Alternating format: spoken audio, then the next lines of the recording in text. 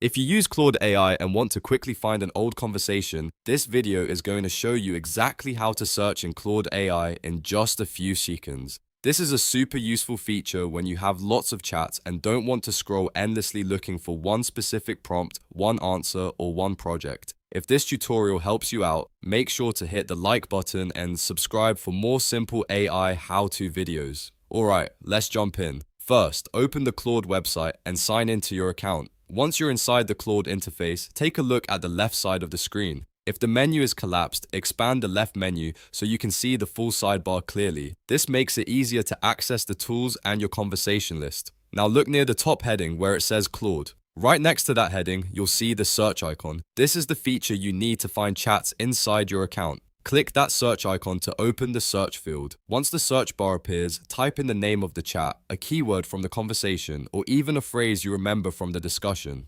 Claude will begin searching through your chats and display the results that match your query. Now review the results and choose the conversation you want to open. This is especially helpful if you're trying to revisit a previous response, continue an unfinished project, or find a prompt you want to reuse later. Instead of digging through your entire chat history manually, the search tool lets you get there much faster. If you don't see the chat right away, try using a more specific keyword. Sometimes searching by a unique phrase, topic name, or project title gives you better results. You can also try shorter search terms if the exact chat name is hard to remember, and that's it.